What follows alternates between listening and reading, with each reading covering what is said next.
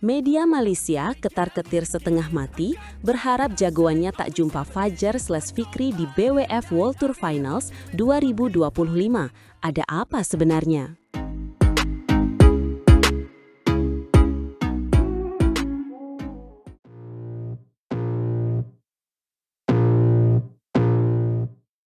Wah, menarik sekali. Pasti ada cerita panas di balik kegelisahan media Malaysia ini. Saya jadi penasaran, mengapa Fajar Alfian dan Muhammad Sohibul Fikri begitu ditakuti? Bukankah mereka juga ganda putra yang luar biasa dari Indonesia? Tentu saja, keberhasilan Fajar dan Fikri untuk lolos ke BWF World Tour Finals 2025 ini memang menciptakan catatan tersendiri. Bayangkan saja, mereka merebut salah satu dari 8 slot yang tersedia hanya dengan menjalani kurang lebih setengah dari jumlah turnamen yang seharusnya masuk hitungan ranking Race to Finals. Ini menunjukkan betapa efisien dan kuatnya performa mereka. Setengah dari turnamen? Itu luar biasa efisien. Jadi, mereka lolos dengan poin yang relatif minimalis. Tapi justru ini yang membuat mereka bisa mengacak peta persaingan. Benar-benar kejutan di dunia bulu tangkis ya. Lalu bagaimana dengan pasangan Malaysia? Siapa saja yang dimaksud dan apa keuntungan yang mereka dapatkan? Betul sekali, keuntungan dalam hasil undian akan didapat oleh dua pasangan Malaysia, Aaron Chia dan Soh Huyik, serta Man Wei Chong dan Kai Wun Tae. Chia dan Soh menjadi unggulan kedua, sehingga mereka dipastikan terpisah dari Kim Won Ho dan Seo Seung Jae dari Korea Selatan yang merupakan nomor 1 dunia dan tahun ini saja sudah memborong 10 gelar. Ini tentu melegakan bagi mereka. Oh, jadi mereka menghindari lawan terberat sejak awal. Strategi undian yang bagus. Lalu, bagaimana dengan Man Wei Chong dan Kai Wun Tae? Apakah mereka juga mendapatkan keuntungan serupa? Ya, Man dan Tae kemungkinan besar masuk pot unggulan 3 atau 4 bareng Satwik Sairaj Ranki Reddy dan Chirag Shetty dari India. Dengan begitu, mereka tidak akan saling bertemu di fase grup. Ini semua dirancang untuk memberi mereka jalur yang lebih mulus di awal turnamen. Menghindari lawan kuat, memastikan posisi unggulan. Sepertinya Malaysia punya perhitungan matang. Tapi, siapa saja yang menjadi lawan mereka di BWF World Tour Finals ini selain pasangan India dan Korea Selatan itu? Sisanya adalah duo tanah air kita, Fajar dan Fikri, serta Sabar Karyaman Gutama dan Moh Reza Pahlevi Isfahani. Lalu ada Liang Weikeng dan Wang Chang dari Cina, serta Chiu Hyang Chikja dan Wang Chilin dari Taiwan. Ada 8 pasangan terbaik yang akan bertarung memperebutkan gelar juara. Banyak juga ya pasangan hebat yang berlaga. Dan saya ingat, tidak ada pemisahan wakil senegara kan? Ini bisa membuat grup menjadi sangat menarik dan penuh drama. Tepat sekali, artinya bukan tidak mungkin grup B bakal berisi Chia dan Soh, Man dan Tae, Fajar dan Fikri, serta Sabar dan Reza. Bayangkan, pertandingan antara Malaysia versus Indonesia di fase grup. Ini akan menjadi pertarungan yang sangat dinanti. Malaysia melawan Indonesia di fase grup, itu seperti final kepagian. Tidak heran jika media Malaysia sampai ketar-ketir. Jadi, apa tepatnya yang ditulis media Malaysia tentang ketakutan mereka pada Fajar dan Fikri? Media Malaysia, New Straits Times, secara eksplisit mengungkapkan harapan agar dua jagoan mereka tidak akan bertemu Fajar dan Fikri. Ini karena tren kuat yang berhasil dirangkai oleh pasangan Indonesia. Hal ini tertulis jelas dalam artikel mereka yang berjudul Fajar Sohibul Ancaman Besar bagi para pasangan Malaysia di World Tour Finals. Judulnya saja sudah menunjukkan kekhawatiran mereka. Ancaman besar? Wow, itu pengakuan yang luar biasa dari media lawan. Mereka pasti melihat sesuatu yang istimewa dari Fajar dan Fikri. Apa alasan spesifik di balik kekhawatiran ini? Artikel tersebut menyoroti bagaimana Aaron dan Woyik, meskipun langganan BWF World Tour Finals, tidak pernah mencapai final dari ajang bernilai 3 juta dolar Amerika Serikat ini. Sementara itu, Wei Chong dan Kai Wun akan menjalani debut mereka.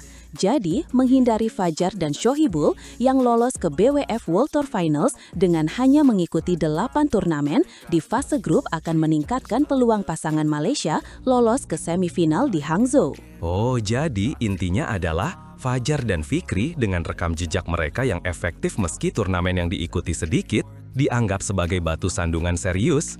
Ini bukan hanya tentang menang atau kalah, tapi juga tentang jalan menuju semifinal. Bagaimana dengan rekam jejak Chia dan Soh di BWF World Tour Finals? Apakah memang seburuk itu? Soal Chia dan Soh, rekam jejak mereka di BWF World Tour Finals memang jauh dari menjanjikan. Mereka hanya sekali absen sejak penampilan perdana mereka pada tahun 2019.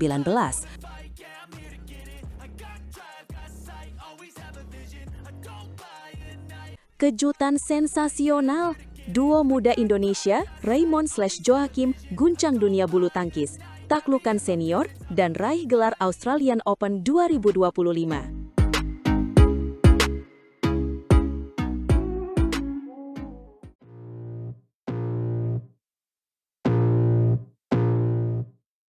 Dunia bulu tangkis kembali dikejutkan dengan fenomena baru. Pasangan ganda putra muda Indonesia, Raymond Indra dan Nicolaus Joaquin, secara sensasional meledak sepanjang tahun 2025, tampil mencuri perhatian dan menjadi perbincangan hangat di kalangan pecinta bulu tangkis. Mereka bukan hanya sekedar pendatang baru, tapi sebuah kekuatan yang siap mengubah peta persaingan ganda putra dunia. Wah, Raymond dan Joaquin, nama mereka memang mulai sering disebut-sebut. Tapi secepat itu, sampai disebut fenomena, bukankah mereka baru diduetkan awal tahun ini? Apa yang membuat mereka begitu istimewa hingga bisa langsung bersinar di level internasional? Ini pasti ada kisah di baliknya yang sangat menarik. Tepat sekali, perkembangan mereka terbilang sangat cepat. Setelah menapaki turnamen-turnamen level bawah seperti International Series dan International Challenge, Raymond dan Joaquin mulai memperlihatkan konsistensi yang luar biasa. Konsistensi inilah yang membuat tim pelatih tidak ragu untuk memberi mereka kesempatan tampil di ajang yang lebih besar, dan mereka tidak menyia-nyiakannya. Jadi mereka merangkak dari bawah ya? Itu menunjukkan dedikasi dan kerja keras yang tinggi. Tapi, di ajang besar mana mereka berhasil mencuri perhatian? Pasti ada satu turnamen yang menjadi titik balik mereka, yang membuat semua orang menoleh dan mengakui potensi besar yang mereka miliki. Puncak kepercayaan dan penampilan gemilang itu datang pekan lalu.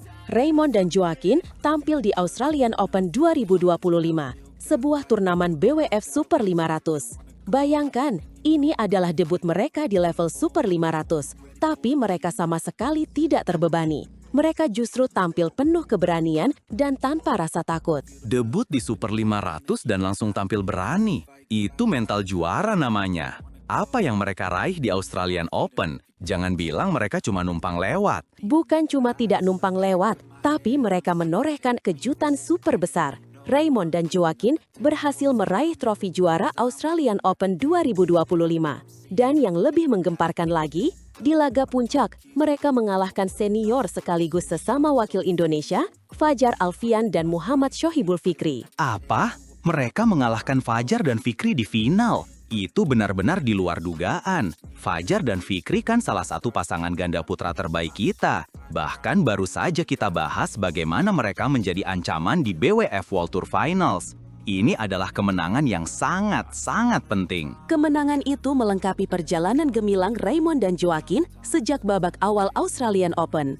Mereka berhasil menumbangkan dua pasangan unggulan dari Malaysia, Man Wei Chong dan Kai Wen-ti yang merupakan unggulan ketiga, serta Goh Sufei dan Nur Izzuddin yang merupakan unggulan kedua.